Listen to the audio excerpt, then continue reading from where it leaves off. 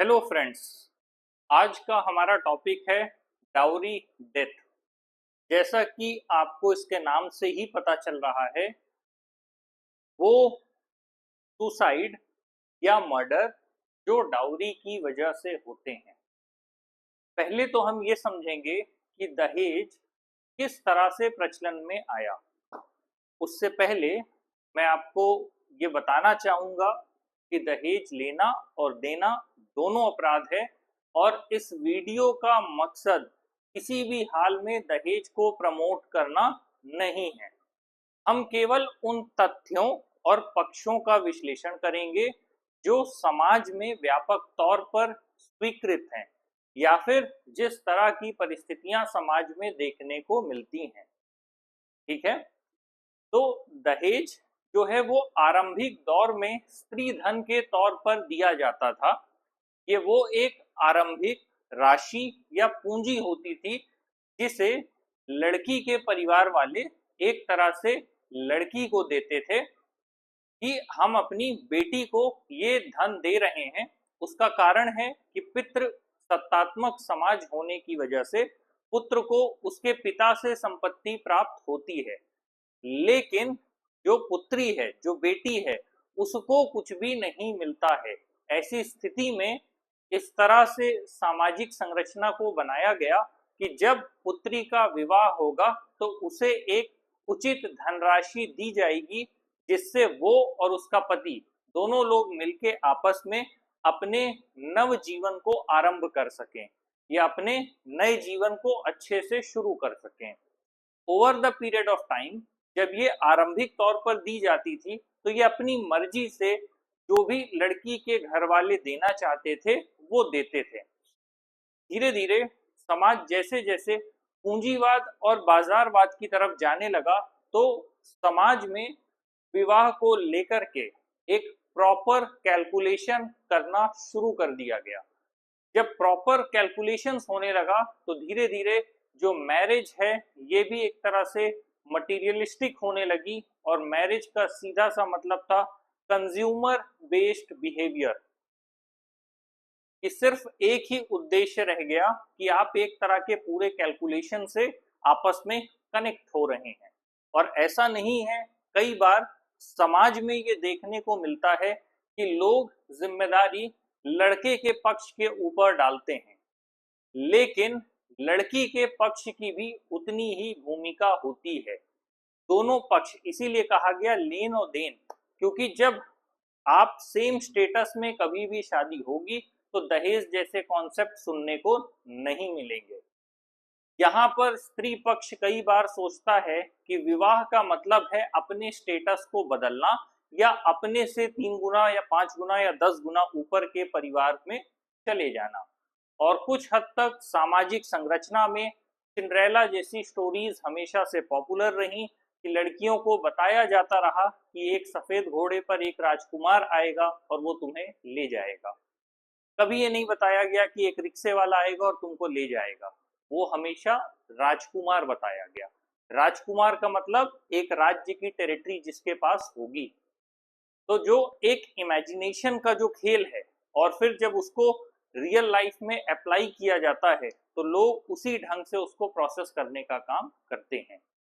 लड़की वाले भी ये देखते हैं कि लड़के के पास कितनी प्रॉपर्टी है, कितनी होल्डिंग्स है, उसके फादर की नौकरी है कि नहीं, उसकी पेंशन है कि नहीं, उसके पास। जब वो एक प्रॉपर कैलकुलेशन शीट बना लेते हैं तब वो किसी लड़के वाले के यहाँ अप्रोच करते हैं। तो जब ऐसी सिचुएशन होती है और ये बात लड़के वालों को पता होती है तो ऑब्वियस सी बात है वो डिमांड रखते हैं। जैसे एग्जाम्पल के लिए, हमारी इंडियन सोसाइटी में सरकारी नौकरी को लेकर के बहुत ज्यादा लोगों में ऑब्सेशन है। प्राइवेट सेक्टर में एक पर्सन, अगर हम दो लोगों की तुलना करें, ये पर्सन प्राइवेट सेक्टर में है और ये गवर्नमेंट सेक्टर में, ये गवर्नमेंट सेक्टर में होकर के 50,000 पर मंथ पा रहा है और ये प्राइवेट सेक्टर में होकर 1 लाख पर मंथ पा रहा है। लेकिन समाज में जो डिमांड है वो इसकी ज्यादा हो जाएगी। उस डिमांड का रीजन क्या है? क्योंकि उसको ज्यादातर लोग ऑफर करने लगते हैं पैसा खुद। अब यहाँ पर जो लोग ऑफर कर रहे हैं कहीं ना कहीं वो गलत है, क्योंकि वो मार्केट प्राइस एक तरह से इंक्रीज कर रहे हैं। क्योंकि जब भी आप किसी रेयर चीज को मांगेंगे, रेयर चीज या तो आपकी किसी तरह की धातु हो सकती है, या किसी तरह का व्यक्ति हो सकता है, या कोई भी ऐसा पर्सन जो सामाजिक पदानुक्रम में ऊपर होगा, जब आप उसकी डिमांड करेंगे तो ऑब्वियस सी बात है कि फिर वो भी उसी ढंग से एक्ट करेगा। अभी जो मैंने एग्जाम्पल दिया कि प्राइवेट सेक्टर में 1 लाख में काम करने वाले को लोग नहीं पूछते, क्योंकि माइंडसेट है कि वहां पर एक तरह की सोशल सिक्योरिटी नहीं है। और यहाँ जिसको 50,000 भी मिल रहा है तो वो कैलकुलेट कर लेते हैं कि over the period of time इसको कितना मिलेगा, कि अगले 30 साल में इतना पैसा इसको मिल जाएगा, और उस हिसाब से जो भी उसका कैलकुलेशन है शुरुआती 3 साल या 4 साल का एक अमाउंट उसको पे किया जाता है। तो समाज में ये इस तरह से परिस्थिति चलती है। अगर किसी ने कैलकुलेट कर लिया कि 50,000 पर मंथ के हिसाब से हो गया कितना, साल का 6 लाख, सामने वाले ने जोड़ लिया कि भाई 10 साल में इसका गया 60 लाख, और 30 साल में इसका चला जाएगा 1,80,00,000। जब सामने वाला पर्सन ये कैलकुलेट कर लेता है कि विद इन 30 ईयर्स इसकी जो इनकम है वो इतनी जाने वाली है, वो उसका जो शुरुआती 3 साल की इनकम है कितना, अगर 1,80,00,000 के आसपास आ रहा है, तो वो उसका जो शुरुआती 20-30 लाख है, भाई अगर कोई व्यक्ति 6 लाख मिल रहा है उसको, तो उसके 3-4 साल के जितनी भी उसकी इनकम बनेगी उसे कैलकुलेट करके डाउरी ऑफर कर देते हैं। और ये एक बिना बोले एक सामाजिक प्रचलन बन जाता है। फिर अक्सर लोग इस बात को लेकर के अपोज करते हैं कि वो पर्सन गवर्नमेंट जॉब में है या वो पैसा डिमांड कर रहा है, जबकि रियलिटी है कि उसके डिमांड करने से पहले उसे देने वाले लोग उपलब्ध हैं। अगर 10 लोग उसको पहले ही ऑफर करने लगते हैं तो बाकी जो नहीं ऑफर कर रहे वो उसे क्यों कंसीडर करेगा। अच्छा, ऑफर करने वालों की प्रॉब्लम क्या है वो भी हम देखेंगे।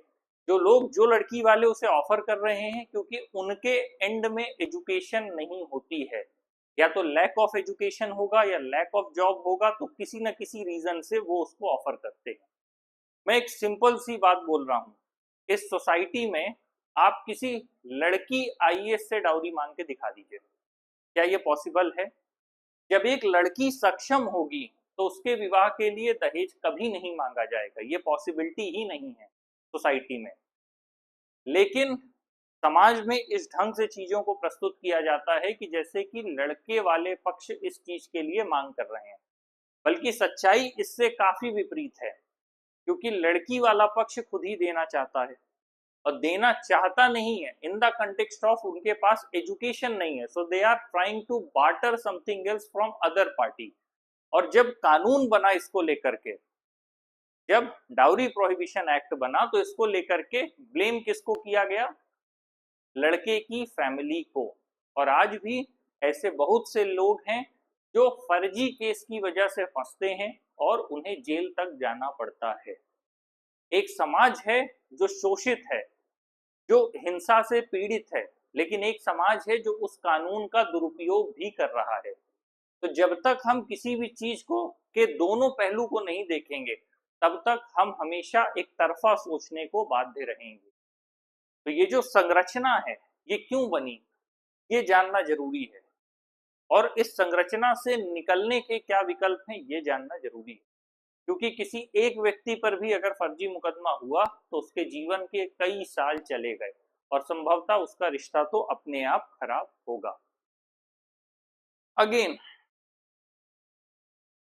हम अगर बात करें डाउरी डेथ को लेकर के ही, तो हर दिन पूरे भारत में हर दिन 17 से 18 लड़कियां या तो सुसाइड कर ले रही हैं या उनका मर्डर हो जा रहा है। ये जो 17 नंबर है या 18 नंबर है, ये कोई मतलब सामान की बात नहीं हो रही, ये एक इंसान की बात हो रही है कि हर दिन भारत में 17 से 18 लड़कियों के साथ इस तरह का दुर्व्यवहार हो रहा है। और ये सिर्फ दुर्व्यवहार नहीं है, किसी व्यक्ति की जान ही चली गई। अब एक रीजन है कि कोई व्यक्ति सुसाइड कर लेता है। सुसाइड का मतलब है कि किसी व्यक्ति को टॉर्चर किया गया, ह्यूमिलिएट किया गया, लगातार परेशान किया गया। और जब हम बात करते हैं मर्डर की, तो स्वाभाविक सी बात है कि दो लोगों के बीच जब हिंसक झड़प होगी तो उसका परिणाम कुछ गलत ही होगा। ऐसे में प्रॉब्लम, ये जो सिचुएशन है वो तभी पॉसिबल हो सकता है, डाउरी डेथ को खत्म करने का एक ही रीजन है, मतलब एक ही तरीका है कि जब लड़कियां पढ़ी लिखी होंगी, शिक्षित होंगी, इंडिपेंडेंट होंगी, तो आप उन्हें टॉर्चर नहीं कर सकते। कभी भी जब इस तरह के केस आते हैं कि कोई व्यक्ति डाउरी के लिए लगातार टॉर्चर कर रहा था, तो मेरा पहला सवाल यही होता है कि कोई व्यक्ति उसके साथ क्यों रुका हुआ है जिसे टॉर्चर कर रहे हैं। कोई भी लड़की अपने ससुराल में क्यों रुकी हुई है अगर उसे टॉर्चर किया जा रहा है? क्योंकि वो फाइनेंशियली इंडिपेंडेंट नहीं है। अगर कोई व्यक्ति फाइनेंशियली इंडिपेंडेंट है तो वो दूसरे के एक्सप्लॉइटेशन को नहीं झेलेगा, वो उसी दिन उस घर को छोड़ेगा और चला जाएगा, क्योंकि उसे ये बता दिया जाता है इन सोसाइटल वे कि वापस, एक कहावत चलती है कि जाना डोली में और ससुराल से वापस आना अर्थी में। तो जो इस तरह का जो माइंडसेट है कि जहां पर एक तरफ ये देखा जाता है कि लड़की बर्डन है, लड़की पक्ष वाले उसे भेज देना चाहते हैं लड़कों की तरफ, और अगर उसके ससुराल में उसके साथ कुछ गलत होता है तो वो पीछे मुड़ के आ नहीं सकती। फैमिली के जो टर्म्स है वो उसे बताते हैं कि तुम्हें उसे झेलना होगा, खुद वो इंडिपेंडेंट नहीं है कि अपनी रेस्पॉन्सिबिलिटीज ले पाए, तो लास्टली उसके पास ऑप्शंस क्या बचते हैं? तो सबसे बड़ी इस जो पूरी प्रॉब्लम की जो जड़ है या जो इस प्रॉब्लम का सोल्यूशन है वो सिर्फ एक ही है कि लड़की एजुकेटेड हो और इंडिपेंडेंट हो, तो ये जो एक्सप्लॉइटेशन है ये अपने आप खत्म हो जाएगा। अगेन, ये एक केस समरी है जो 2015 में किसी लड़की की शादी होती है, जहां पर उसके फादर 2.5 लाख रुपए लड़के पक्ष को दहेज के तौर पर देते हैं, लेकिन उसके बावजूद कुछ समय के बाद उसका जो हस्बैंड होता है लड़की का, वो 2 लाख रुपए और डिमांड करने लगता है, और जब उसकी डिमांड फुलफिल नहीं होती तो 2020 में वो उसके सिर पर एक ईंटा, ब्रिक, एक ईंटे को मार देता है, जिसकी चोट की वजह से, ब्लीडिंग की वजह से उसकी डेथ हो जाती है। अब ये जो पूरा कॉन्सेप्ट है, concept in the terms of जो 2000, ये जो पूरी घटना है 2015 में जिसकी शादी होती है और 2020 में ऐसी घटना घटती है, इस 5 साल में जो टॉर्चर था, जो ह्यूमिलिएशन था, जो एक्सप्लॉइटेशन का लेवल था, जो डेली लेवल पर मेंटल एब्यूज था, वो एक्सप्लेन कर पाना पॉसिबल नहीं है। हमने तो इसे एज अ केस स्टडी उठा करके पढ़ लिया कि 2015 में शादी हुई और 2020 में उसके साथ ऐसा होता है, लेकिन जो बीच का समय है वो हम चाह कर भी समझ नहीं सकते। और इस सिचुएशन में अगर विमेन खुद अर्निंग होल्ड होती या इंडिपेंडेंट होती तो उसके पास दोनों ऑप्शन थे, वो खुद उतना दे देती या उस पर्सन को छोड़ देती, जो भी हम जिस भी तरह से इस सिनेरियो को देखने की कोशिश कर रहे हैं। अगेन, हम ये समझते हैं कि फैमिलीज की साइकोलॉजी क्या होती है। कहीं ना कहीं जो मैरिज इंस्टीट्यूशन है वो अपने डिप्लीशन की तरफ है, वो कहीं ना कहीं अपने खत्म होने की तरफ को बढ़ रहा है। ऐसा नहीं कहेंगे कि ये तुरंत होने वाली एक प्रक्रिया है, लेकिन धीरे धीरे ये उस तरफ को जा रहा है, क्योंकि जब भी इस तरह की समाज में कोई भी घटना होगी जो एक्सट्रीम स्तर पर होगी, तो स्वाभाविक सी बात है कि लोग उस तरफ कम जाने का प्रयास करेंगे। अब इस मैरिज में क्या साइकोलॉजी होती है फैमिलीज की, हम ये समझेंगे। एक तो है ग्रूम साइड की फैमिली, एक है ब्राइड साइड की फैमिली। दो फैमिलीज ही मैरिज में आपस में कनेक्ट होती हैं, और इसी के जो बीच का जो ट्रांजैक्शन है फाइनेंशियल, वो आपका डाउरी कहलाता है। अब यहाँ पर जो लड़के की फैमिली, जो ग्रूम की फैमिली है, उसकी मेंटालिटी ये होती है कि जो हमारा लड़का है वो एक वैल्यूएबल एसेट है for a society. Again, economics में हम लोग अक्सर पढ़ाते हैं लाइबिलिटी और एसेट एज अ रिसोर्स, जब हम चैप्टर पढ़ाते हैं, तो यहाँ पर जो ग्रूम की मेंटालिटी है वो क्या है कि हमारा जो लड़का है वो एसेट है। अब इसको अगर रिप्लेस करना है, अगर लड़की भी एसेट होगी तो ये प्रॉब्लम नहीं होगी।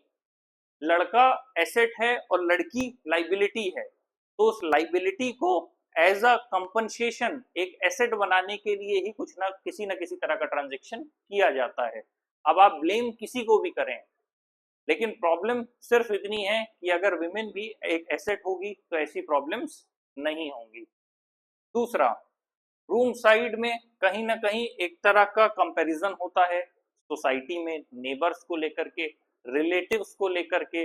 लोग आपस में एक दूसरे से पूछते हैं और उसे एज अ स्टेटस शो करते हैं कि जब हमारे लड़के की शादी हुई तो हमें क्या मिला।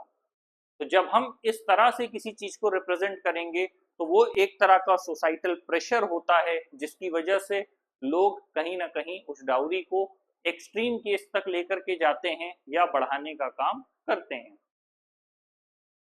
अगेन एक तरह का सोशल वैलिडेशन भी माना जाता है कि कहीं ना कहीं उस लड़के की कीमत कितनी है। मतलब ऐसे कहें, हमारा समाज इस तरह से कुछ हद तक दोगलापन है इस समाज में कि जब अपने लड़की की शादी हम करने जाते हैं तो हम ये उम्मीद करते हैं कि उसके साथ उसे कम से कम हमारा पैसा या दहेज लगे, और जब हम लड़के की शादी करने जाते हैं तो हम ये सोचते हैं कि हमें ज्यादा से ज्यादा मिले या हम कितना ज्यादा ले सकते हैं।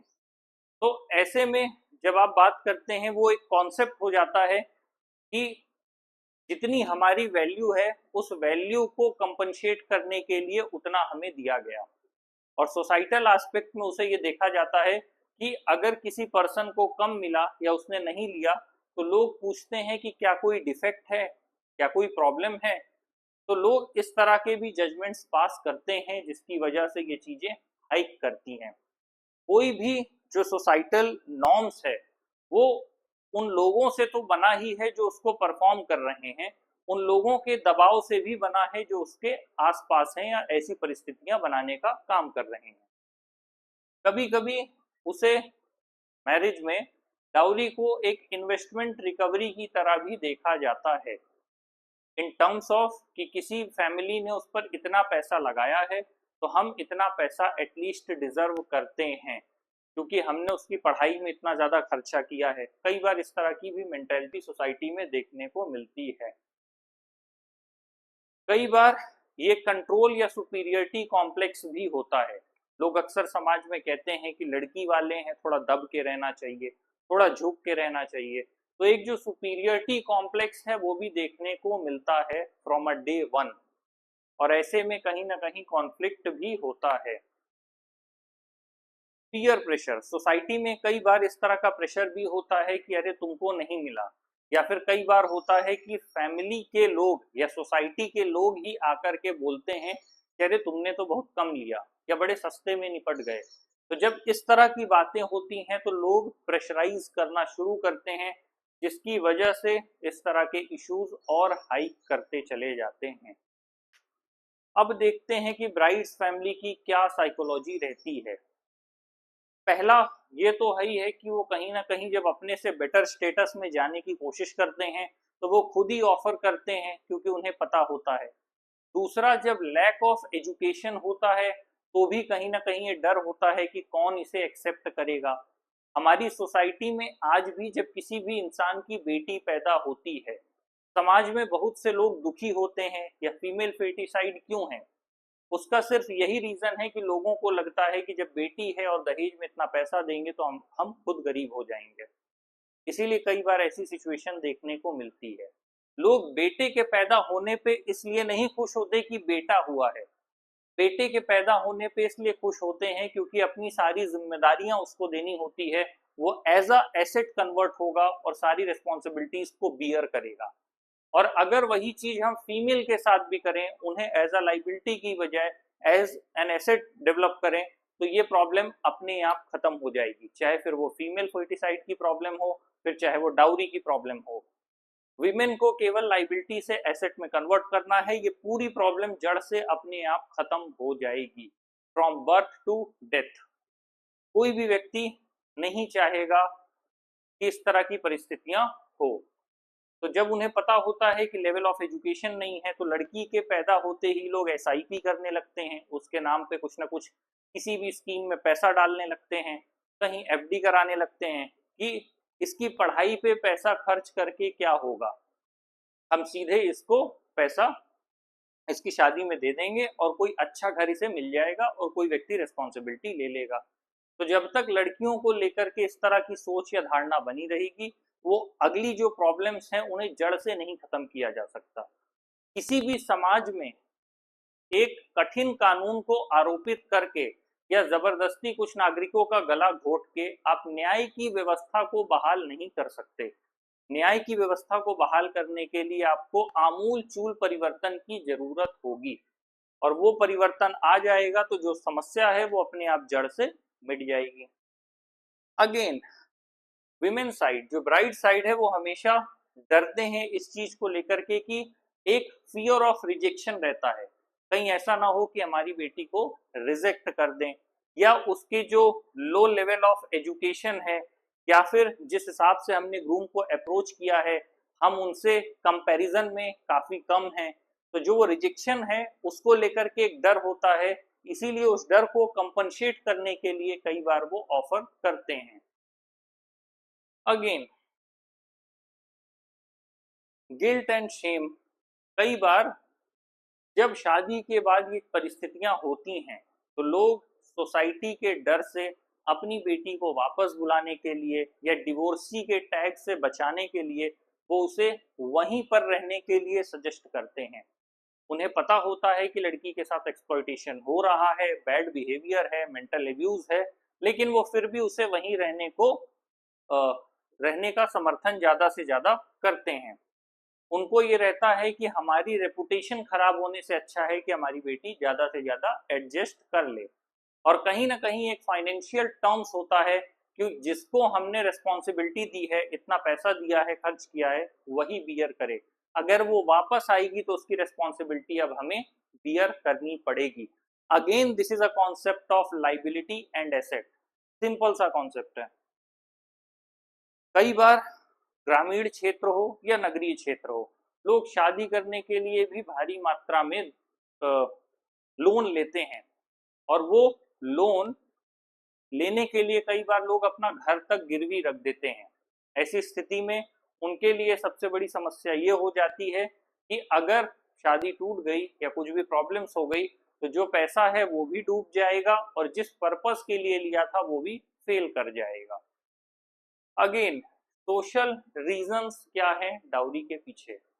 सबसे पहला और बड़ा रीजन पेट्रियार्की है, क्योंकि हर फैमिली को ये पता है कि जो उत्तराधिकार है वो लड़के के पास जाएगा, और जब लड़की के पास कुछ नहीं जाएगा तो उसे कुछ ना कुछ देना पड़ेगा एज अ कंपनसेशन, जिससे वो अपनी लाइफ को बेटर बना सके। मैरिज को कई जगह ट्रांजैक्शन की तरह भी देखते हैं।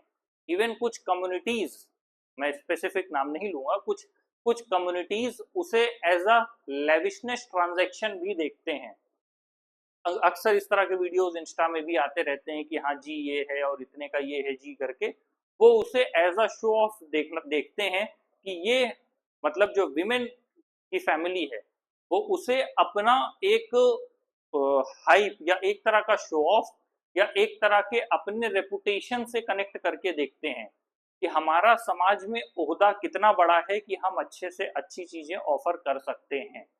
तो कई बार ये चीजें भी होती हैं जो जब लोग इस तरह की चीज देखते हैं तो आपस में एक तरह का सोशल प्रेशर डेवलप होता है, क्योंकि सोसाइटी में लगातार कंपैरिजन चलता रहता है।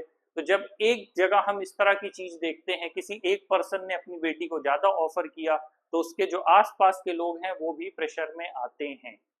तो ये दोनों तरफ से, कुछ कम्युनिटीज शादी पे जमकर खर्च करती हैं, ठीक है, जिनके पास है वो कर सकते हैं, जो उतना अफोर्ड करते हैं वो अपनी लैविश लाइफस्टाइल शो कर सकते हैं, वो एक पर्सनल कंसर्न है।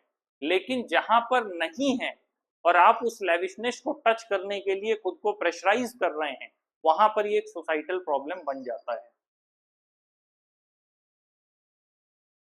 तो रेपुटेशन को लेकर के भी काफी चीजें देखने को मिलती हैं, दोनों फैमिलीज की तरफ एक तरह का प्रेशर रहता है। अगेन, एक प्रेशर एज फैक्टर को लेकर के भी रहता है, क्योंकि विमेन के साथ एक बायोलॉजिकल फैक्टर कनेक्ट होता है। तो जब बायोलॉजिकल फैक्टर कनेक्ट होता है तो विमेन को लेकर के ये ज्यादा रहता है कि किसी तरह से सही समय पर इसकी शादी कर दो, नहीं तो कौन इससे शादी करेगा। क्योंकि एक बार बायोलॉजिकल एज पास कर गई तो फिर जो नॉर्मल लाइफ साइकिल है, जो रिप्रोडक्टिव साइकिल है, उसको लेकर के कहीं ना कहीं प्रॉब्लम्स होने लगती हैं। कई बार फैमिलीज बच्चियों को जब जिनका पालन पोषण करती हैं तो बचपन से ही वो उन्हें पराया धन के तौर पर देखते हैं कि तुम तो कुछ समय के लिए हमारे साथ हो, एक वक्त के बाद हम तुम्हें दूसरे घर भेज देंगे। और जो डिवोर्स को लेकर के सोसाइटल स्टिग्मा है, उसकी वजह से लोग सालों तक एब्यूज को फेस करते हैं और पब्लिक में आने नहीं देते हैं।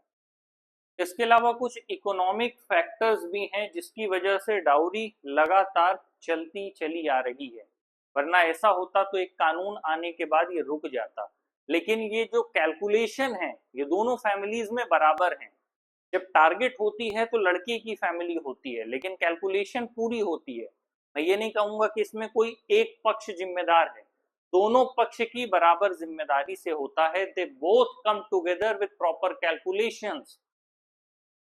सिर्फ वो बातों में रह गया है कि दो लोगों की शादी का मतलब प्रेम संबंध और आत्मा का रिश्ता है, या दो दो शरीर एक जान टाइप वाले जो जितने भी कॉन्सेप्ट्स हैं वो केवल बुकिश बातें हैं। जब ये सोसाइटल कल्चर में लोग आते हैं तो दे कम विद प्रॉपर कैलकुलेशंस। वो एक एक चीज कैलकुलेट करके आते हैं कि किसका कितना किससे बेनिफिट है, और जो पक्ष बेनिफिट नहीं कैलकुलेट करता लास्टली उसी को मूर्ख कहा जाता है।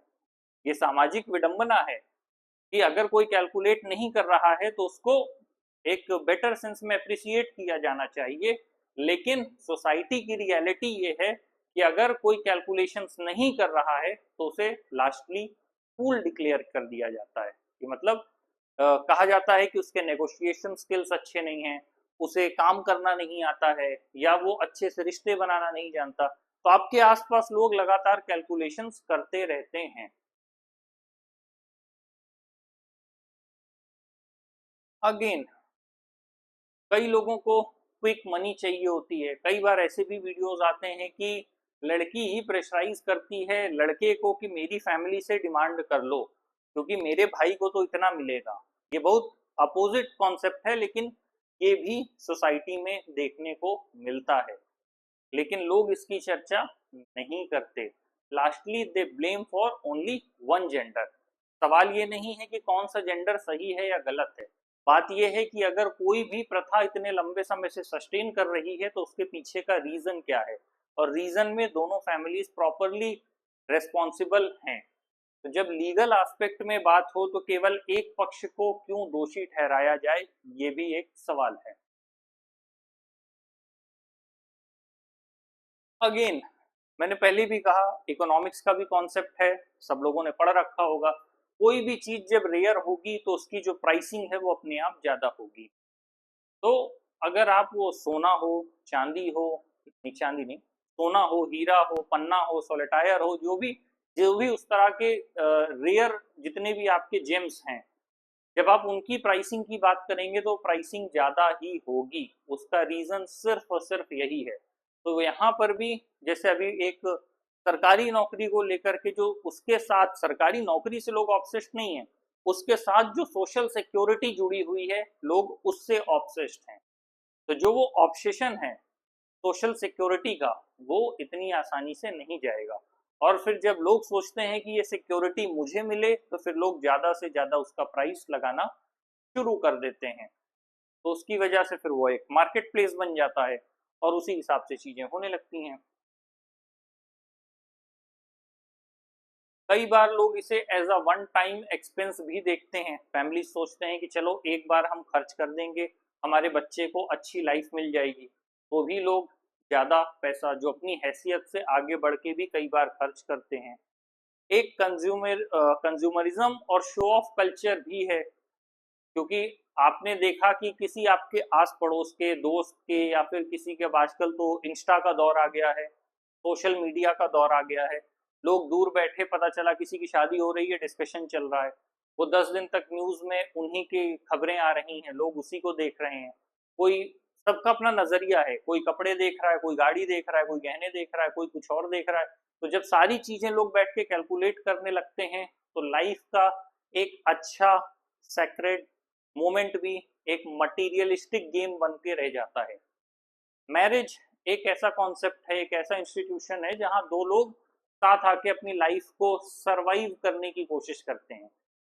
मैंने उसको एक बेटर टर्म्स नहीं यूज किया, इसीलिए सरवाइव वर्ड यूज किया, क्योंकि लाइफ में बहुत से चैलेंजेस, अप्स एंड डाउन्स हैं जहां पर लोग अपनी लाइफ को सरवाइव करने की कोशिश करते हैं, लेकिन एट द एंड ये एक मटीरियलिस्टिक कैलकुलेशन हो जाता है। बिना ये देखे कि आप किससे जुड़ रहे हैं, आप सारे कैलकुलेशंस करने में इतने बिजी हो जाते हैं कि ये भी नहीं देख पाते कि आपका जो आने वाला जीवन है वो अच्छा है या नहीं है। अगेन डिमांड्स तो हैं, लेकिन डिमांड्स को फुलफिल करने वाले लोग भी हैं, और उस डिमांड्स को फुलफिल भी वो इसीलिए कर रहे हैं क्योंकि वो खुद कुछ डिमांड कर रहे हैं। इन सब चीज़ों को लेकर के जो लीगल अवेयरनेस है वो भी लोगों में नहीं है। लेना देना दोनों अपराध है, लेकिन उस तरह से लेकर के लोग बातचीत नहीं करते। अब सवाल ये है कि अगर हमें पता है कि मैरिज इंस्टीट्यूशन में डाउरी है और दोनों पक्ष जिम्मेदार हैं, तो इसे रोकने के लिए क्या सॉल्यूशंस हो सकते हैं। पहला और सबसे बेटर और बेस्ट सॉल्यूशन यही है कि विमेन को एम्पावर किया जाए, विमेन को एक एसेट के तौर पर कन्वर्ट किया जाए। एक जब वैल्यूएबल एसेट होगी तो कोई भी उसकी प्राइसिंग पे नहीं जाएगा, और जब तक कोई व्यक्ति लाइबिलिटी होगा तो वो अपने एक्सप्लॉयटेशन से अपना बचाव नहीं कर पाएगा। अगेन अगर पॉसिबिलिटी है तो आपस में पहले मिल लीजिए, समझ लीजिए, एक तरह की काउंसलिंग सेशंस ले लीजिए, क्योंकि दोनों के बिहेवियर अगर नहीं पता एक दूसरे को या फैमिलीज को, तो पॉसिबिलिटी है कि किसी की कोई खराब आदत हो, कोई बैड हैबिट हो, किसी की ड्रिंकिंग स्मोकिंग की आदत हो, या फिर किसी की मारपीट वाली आदत हो, कोई वायलेंट हो बाई नेचर, कुछ भी हो सकता है। और अब आजकल तो लड़कियों के भी रोड पर मारने पीटने के वीडियो आते रहते हैं, इसमें कोई नई बात नहीं है। कई बार हम कहते हैं कि शेमिंग की जाए, लेकिन शेमिंग ऑप्शन नहीं है। शेमिंग ऑप्शन इसलिए भी नहीं है क्योंकि जब किसी चीज की डिमांड होगी तो अल्टीमेटली उस हिसाब से सप्लाई बढ़ने लगती है। मतलब अगर किसी चीज की डिमांड है तो अल्टीमेटली कोई ना कोई उसको प्राइसिंग कर रहा है, तभी तो डिमांड है, नहीं तो डिमांड ही नहीं होगी। जब ऑफर करेगा कोई प्राइस तभी तो उसकी डिमांड बढ़ना शुरू हो जाएगी। तो शेमिंग एक ऑप्शन नहीं है, इसका सोल्यूशन सिर्फ और सिर्फ यही है कि जैसे एक लड़के को एसेट में कन्वर्ट किया जाता है, लड़की को भी ब्यूटिफिकेशन पर जोर देने की बजाय, ग्लैमर और झूठे सपने दिखाने की बजाय, किसी लाला लैंड और डिल्यूजन में डालने की बजाय लाइफ की जो हार्डकोर रियलिटी है उससे रूबरू कराया जाए और दोनों को एक एसेट में कन्वर्ट किया जाए, जिससे कि दोनों लोग अपनी लाइफ को बेटर ढंग से सरवाइव कर सकें।